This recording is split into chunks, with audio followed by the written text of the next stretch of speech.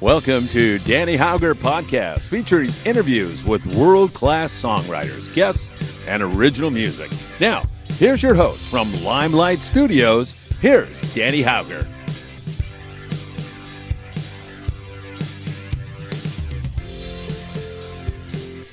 Hi, everybody. Danny Hauger Music Podcast, back for a live edition and recording. New music with the core, driven by friendship and togetherness today is the theme. Join this indie group and I at a table of board games. Pull up a chair, maybe a guitar if you've got one, because we're sure to create something fun and inspiring today with the lead singer and voice of the band Ratboys on tour this fall. Get tickets at ratboysband.com. The new album, The Window, comes out August 25th on Topshelf Records. It's Julia Steiner. Hi, Julia. Thank you for gracing us with your presence today. Hey, Danny, thanks so much for having me. Oh, Appreciate it. I'm really thrilled to talk to you and just really impressed by the music your band has been making for a decade. But I found you in November when I went to the Fillmore and you opened for Guster, which I'm so grateful for that group for so many reasons. But I found Not a Surf. We've since become friends through them, and they always just bring out really good matches on tour for like the spiritual, the emotional match and tone, and it's always a tall order to live up to. So whenever I go to a Guster show and I see the opening act, I'm always have this upward anticipation, and you guys delivered, and I was like, I get what they're doing right away. I love the sound. I love the feel of the music. I love that there's like air and space and kind of heart. And your voice is fantastic. I just love the way you sing. And I couldn't believe that you'd been going a decade and I didn't know. What was it like opening on that tour and being part of that? And maybe just to start with that question. Yeah, for sure. I mean, I was personally, like individually, so honored to be on that stage with that band, Guster. They were a band that really kind of got me into music.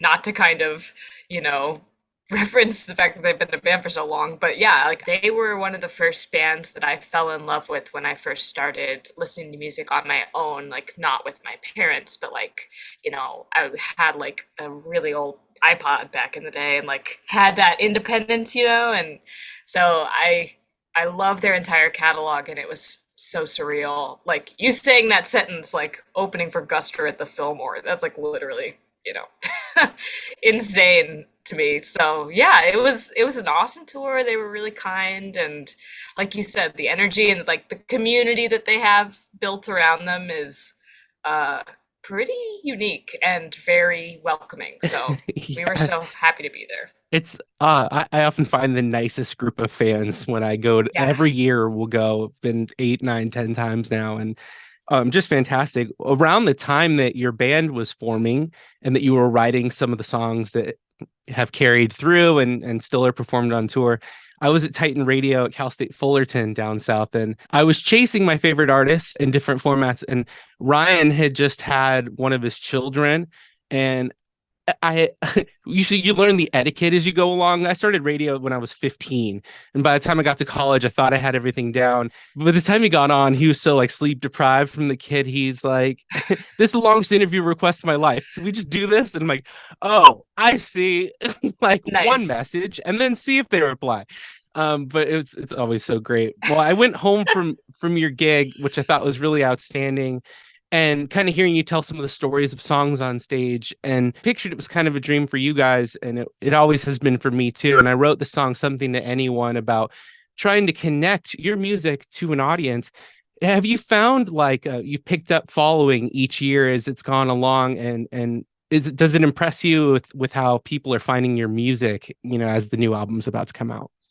Yeah, I mean, I think that's the best way to, like find people, just meet them where they're at and play our songs for them live in a room. And if it clicks. And if not, that's okay. But like just kind of presenting ourselves as we are to people as they are. And yeah, just letting the music kind of, like you said, carry us through. I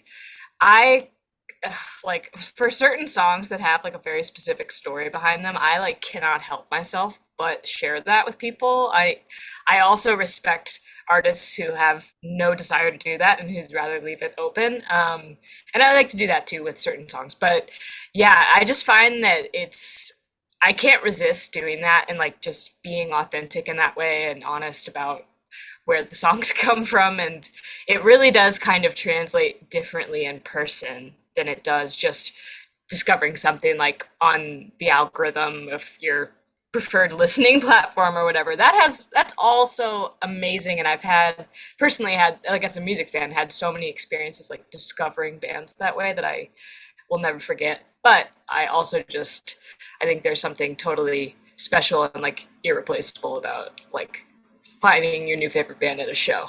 I don't know, especially when you don't expect it. Like you said, like we're always so excited about the opportunity to like be that person's favorite like discovery or something, like Yeah, it it's is. cool. It's a great thing. I get out and tour locally and sometimes regionally in the area, and there's nothing better than somebody coming up to you afterwards. I was also a teacher for 8 years, and you get the same Oh, feel cool. when a student comes on day one, says, "I'm really excited to be in your class." Just it is the human connection made through music that is just an exceptional feeling, and certainly like it's kind of unmatched. It's a pretty special thing. Totally. And I mean, like you said, whenever I go to shows, I love to get there early because like the band that I'm going to see, like ostensibly the headliner, has like chosen these other bands. And so I'm always curious like what they would choose, like what they're like presenting to us, not just their own set or like song selection, but like the whole scope of the show. So Yeah, that it's fun. definitely so. I went to Blink-182 with my wife on Friday, and they had a setup Yes. band from Sacramento. And I was, that's so great because we're in Sac, Really? and what a life-altering opportunity for that group. Yeah,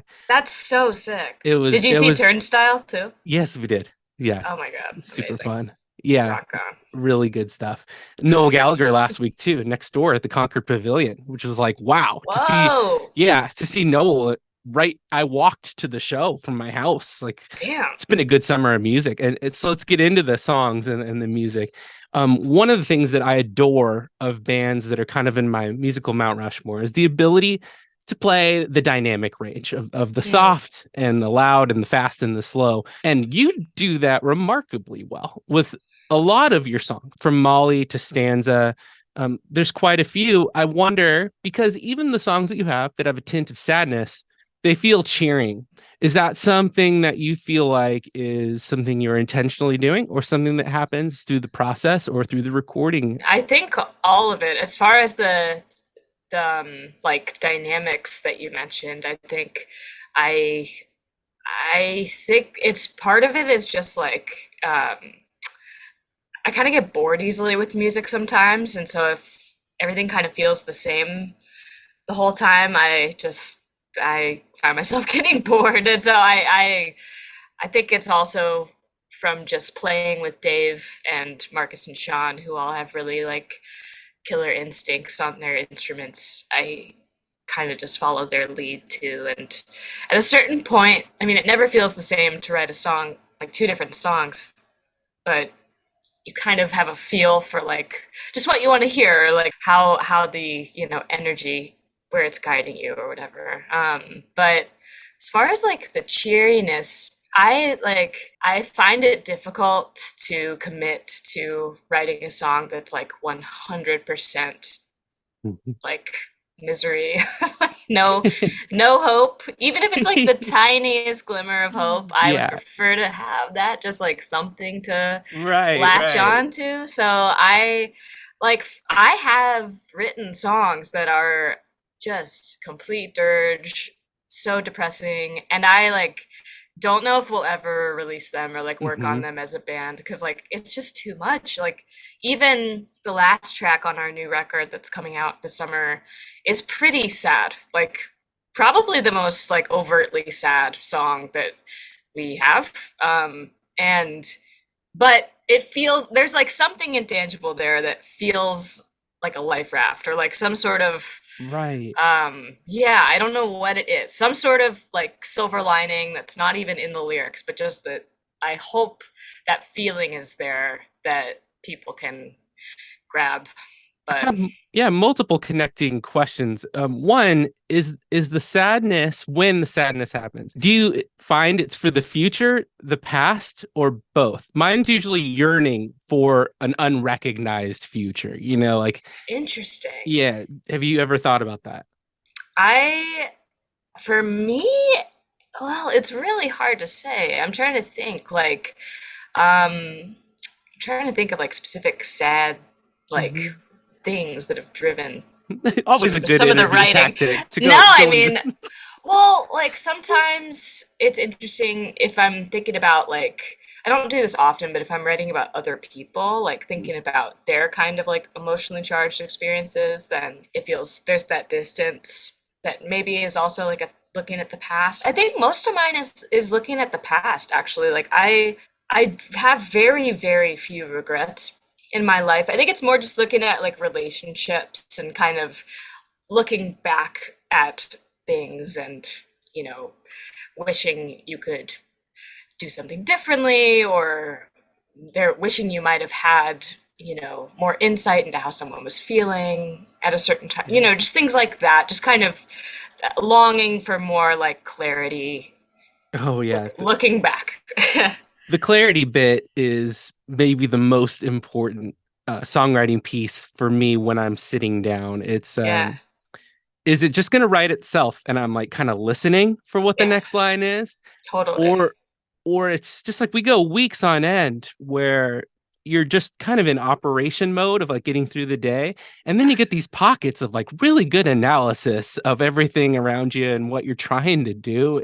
Yeah, It's hard to capture, isn't it? totally. I mean, yeah, like you said, sometimes you get lucky and you'll just be playing and something comes out that feels very Yeah. fully formed and it's like, whoa, like where did that go? That was just sitting around in my subconscious, I guess. So Right. whenever that happens, it feels like a lightning strike. It's like very It's great. It's lucky. a great thing. One other connection before we kind of move past the concept is, do you feel the need to brighten up or to tint into an upward vector? Is that because when we put these songs out that you're handing somebody a feeling and you want them to have a little fight too? So you never want it to be completely bleak. Like I'm writing a song called Opal and it's a Mm. bit dark, but there's the luminescence of the idea that there's something in that stone you're holding or the feeling you're writing that, keep it up though. It's tough, but it's optimistic still, even when it's dark. Yeah, I mean, totally. I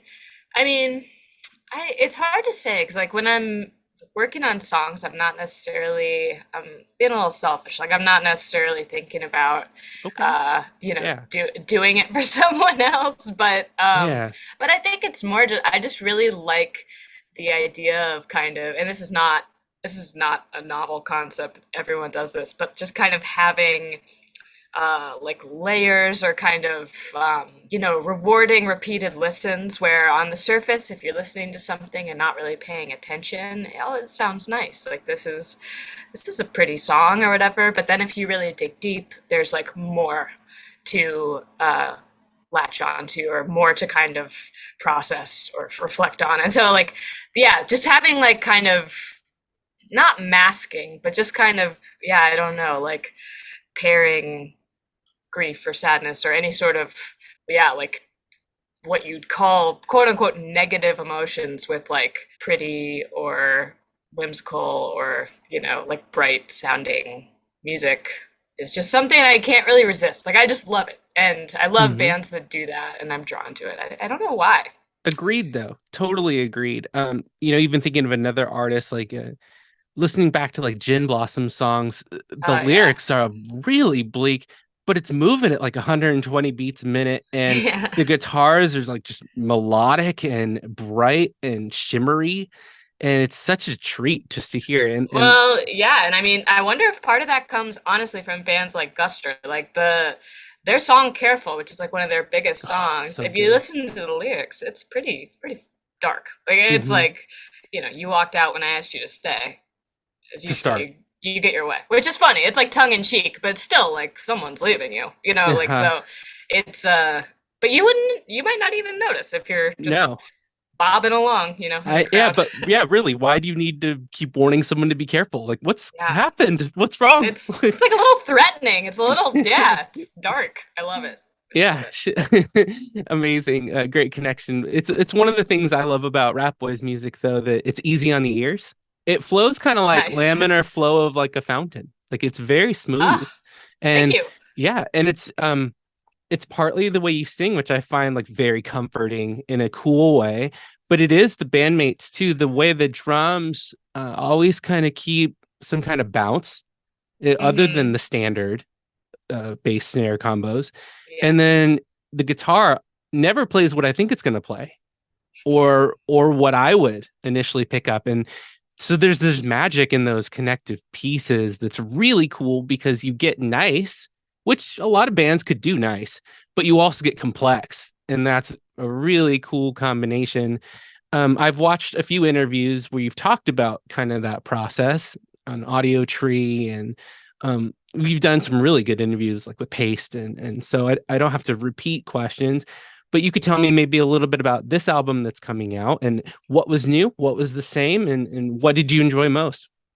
Oh my God, yeah. I mean, a lot of it was new for us, and I enjoyed a lot of it. So this record process kind of started for us in the summer of 2020. We were, meant to go on a tour in March of 2020, which couldn't happen because of obvious reasons. And so um, we had all this pent up energy kind of as a band, and we didn't know what to do with it. And so we were able to focus, like shift our focus pretty quickly and start working on new music way quicker than we were planning to. And so I had written a bunch of these songs before then, like in 2019, around then. And what we were able to do with this record that we hadn't done before is kind of work on it from square one as a group, like as a full band. Like, yeah, in the past, Dave plays lead guitar in the band. I would kind of write the songs on my own, bring them to him, and then he and I would demo everything, just the two of us, Mhm. and try to come up with drum and bass ideas as just the two of us who don't play drums and bass. Dave's a bass player, but yeah, like those aren't our roles in the band. And then we would bring it to Sean and Marcus, or in the past, a plethora of other people, and kind of figure it out right before we went into the studio. But with this, we had all this time, and Sean and Marcus were like in the band now. So I kind of brought my song ideas to the band, and we demoed everything from scratch together as four of us. And it sounds, like normal, but it was the first time that we had all kind of written our individual parts together in a room, Neat. figuring it out over time. And we had a ton of time, obviously, just like everyone did. So yeah, we like worked on these songs for like a year and a half before we went into the studio, and just really kind of fleshed things out way more than we have before. So it was yeah, the luxury of time, and we were able to make the most of it, I think. Yeah, and August 25th on Topshelf Records, the window comes out. What Yeah. should fans expect, and what are you hoping that they will enjoy from this? Yeah, I mean, the songs are kind of, I mean, one thing, if you listen to any of our records, I keep saying this, but we just kind of can't help ourselves as far as like sonic variety, or like just different sounds, like um that we kind of push that to to the limit with this record. Like all the songs kind of, I think they work well together, but there's just a lot of different styles and like energy, and just whatever we were wanted to do. The sequence kind of uh, is something. It's something we're really proud of, and it kind of like ruled the songs we ended up choosing to record. Came from the sequence that we chose. But yeah, I think it is pretty representative of the kinds of music we love to make together, and it's a little bit of kind of everything from the releases we've put out in the past, I think. So I'm excited to show it. And the title track is a song that I'm really proud of, that is one of those that's, kind of sad, but with hope and with love. And yeah, it's it's all you can really ask for at the end of the day. Totally. Again, on Topshelf Records, that's August 25th, the window, and go to ratboysband.com for all the tour schedules that's coming up. Yeah. When you step into the studio, how does the schedule come about for you? Like, what are we doing first, and what's the process, and how much do you like to get done in a day? Because nothing's ever guaranteed, and things will change along the way. But Totally. what's your approach? It's such a good question. I love planning and I am a freak about, yeah, like scheduling. So it is a puzzle. But what we did this time was we went out to Seattle. It was our first time leaving Chicago to record. Wow. Hmm. Yeah, which was like a 3 day driving journey because we brought a lot of our gear with us. Sure. And so we were very lucky to be working with Chris Walla, who's a hero of ours, working with Death Cab for Cutie and Tegan and Sarah, many others. Anyway, so we got out to Seattle. Chris was really helpful in kind of the pre-production, like email phase. He was very like adamant from the beginning. He said, "This feels like a 24-day record," and we were Hmm. like, "Okay, we won't question you. Not 25, not 23, 24. Great." So he encouraged us to go with that length of time. We've never had that much time in the studio before. So what we ended up doing was we had all the songs pretty well rehearsed, like a full band arrangement. And in those early conversations, Chris also was pretty excited about the idea of us recording to tape, which we had never done. Hmm. And so, yeah, so we had a plan going in that we would try to get, the foundation, the like bass, rhythm guitar, lead guitar, drums tracked for each song live in the room to the tape machine.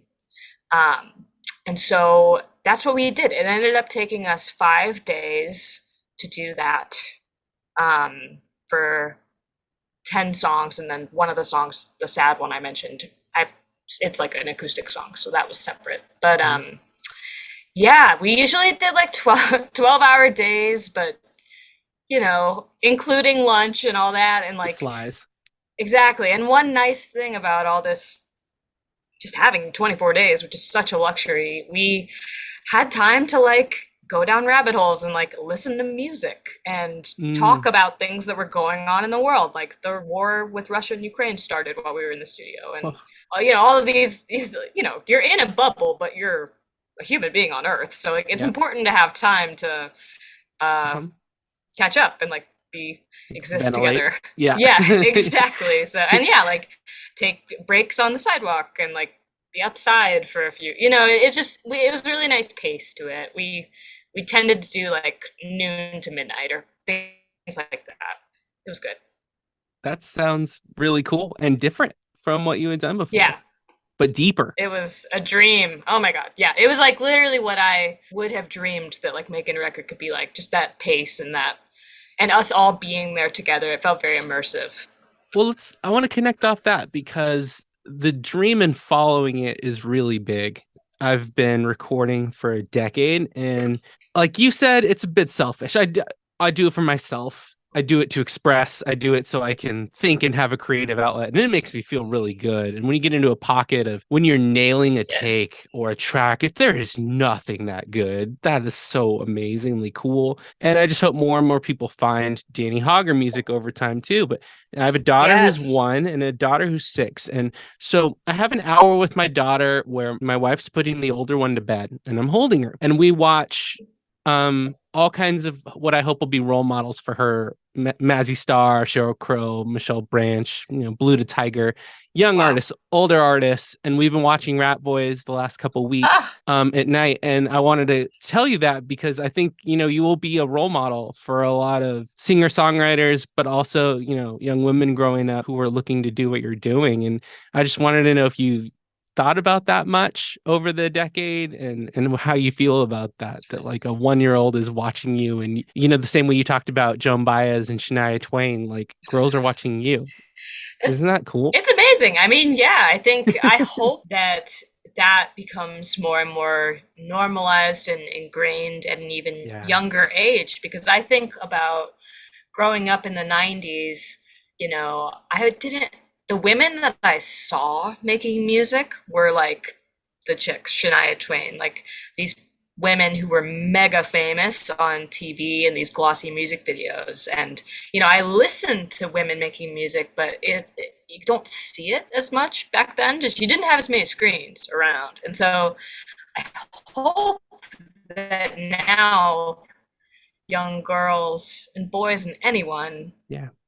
have more access to just kind of, obviously hearing it is one thing, but just being able to see it and recognize it and connect to yourself with, that potential is really powerful. And like it goes for everyone. And representation is obviously so important in music, no matter, and in all the arts, and anything that people, if people realize that their dreams could be achieved, like who you are doesn't stand in the way of that. That's like the coolest thing on Oh, earth. that's a great message. So in that feeling, in that realm, I booked a couple days at Abbey Road in October in What? London, and so I'm going because I've been Dude, waiting.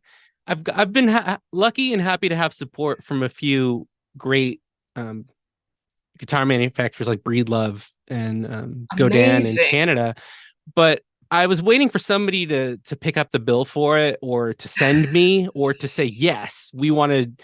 And I realized you're gonna be waiting a long time. You could do this yourself, especially in the spirit of doing everything so independently. So I'm just gonna go, and I'm planning, like you said, I'm planning incredibly detailed about what I'm hoping to accomplish in those precious few hours. But regardless, whatever comes out of it, I will have done it. And then I can tell my daughters, you chase those dreams and you go for it. Even if no one else is asking for it, you go and do it, because Yeah, you got to live with these choices in these years and the life is vitality short. that we have. Yeah, yeah, yeah, yeah, yeah. That's Um, so bef- cool. Holy shit. and I won't waste too much more of your time, but just a couple parting notes here. Is there anything that you'd like to say to fans and people that are watching, and any message you want to get out before the final question? um Let me Anything we haven't think. covered? Sorry, I'm stuck on the Abbey Road thing. That is so cool. I can't wait to hear whatever you make there.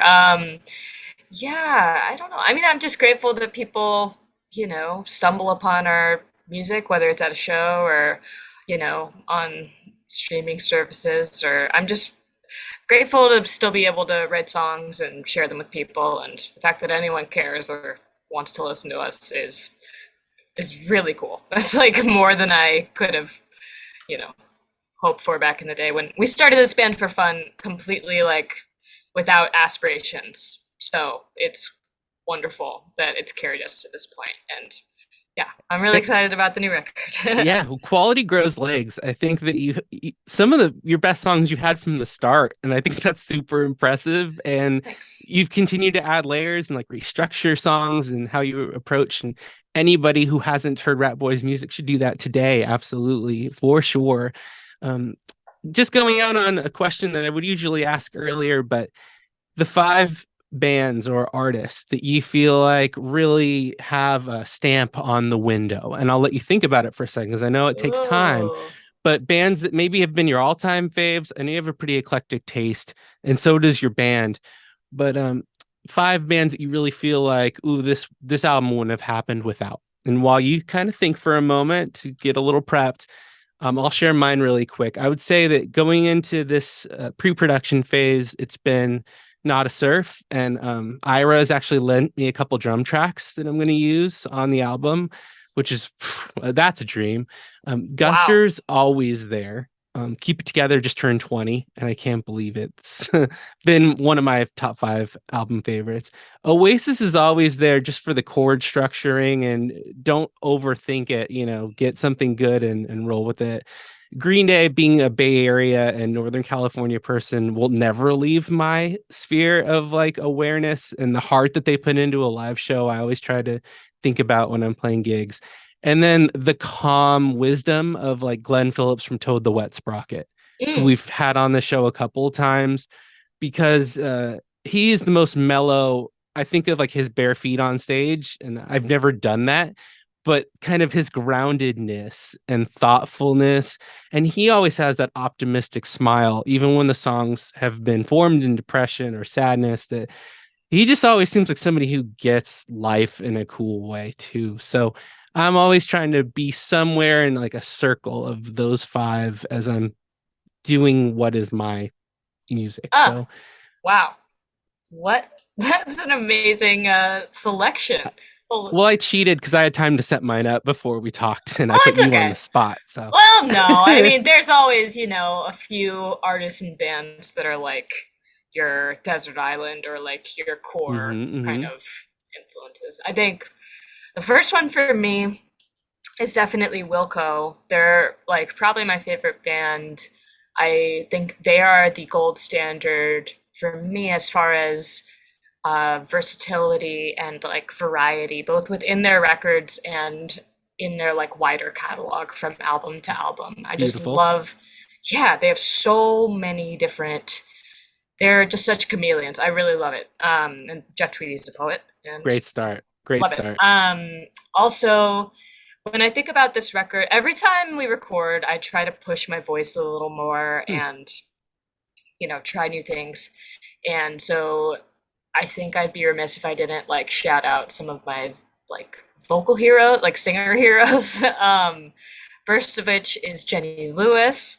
So like, Rilo Kiley was my big intro to her Mm. as a young music listener, and her record Rabbit Fur Coat was one of my faves. And she is the queen of a single tracked vocal, the most presence and power and sweetness and poison and everything you could want in a vocal track. So Jenny Lewis for sure. And then the band Hop Along is another uh, amazing example of just like how far you can stretch the human voice and like what you can do with it as more of an instrument in the context of a band. Like Francis from Hop Along is one of the most talented singers I've ever heard, and just extremely raw and real and passionate. So, and Hop Along, I mean, they're like one of the best, one of my favorite bands ever. So, gotta shout out them. Let me think. Moving beyond that, I mean, like I said, it was truly insane to work with Chris. And I say that as someone who listened to Death Cab religiously and still does. Uh, Sure. so I feel like they're on it for me. Like they're like one of the inspirations, and um, I was very grateful because Chris was like totally down to nerd out with me about their Oh, records and sweet. like That's yeah. super cool. Oh, I asked him so much. I was like, Yeah. Oh, so that's a gold mine. yeah, I was like, when you guys recorded I Will Follow You Into the Dark, did you like what microphone? Like so hmm did you put the mic Such there? good knowledge. Just That's silly so things. cool. Yeah. And so like and he's so open and like generous. And so yeah, Ben Gibbard, like the whole songwriting sonics like explosion of Death Cab is my favorite. I love that band. So Great stuff. that's on there for sure too. And then I think my last one would be Sheryl Crow. That's five, Nice. right? Yeah, Well, that is so five.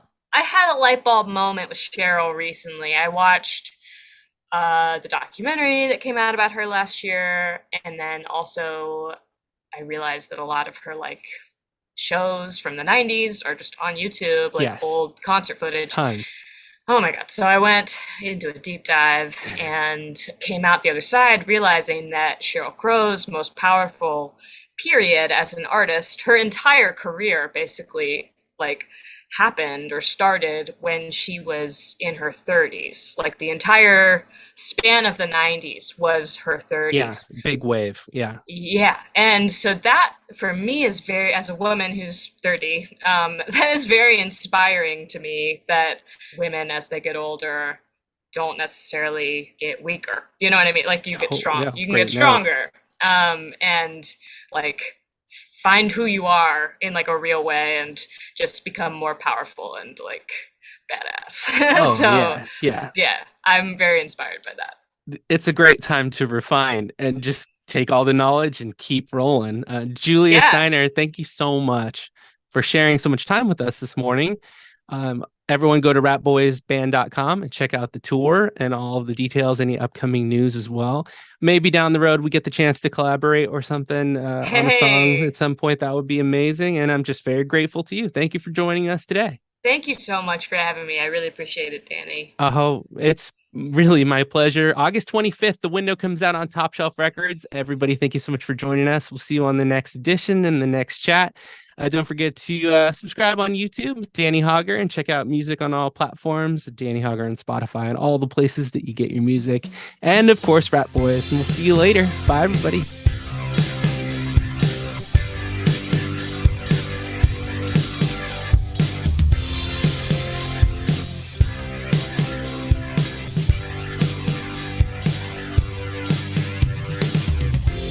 Thanks for listening. For more conversations, music, and interviews, subscribe to Danny Hauger's YouTube channel or follow on Instagram. See you next time.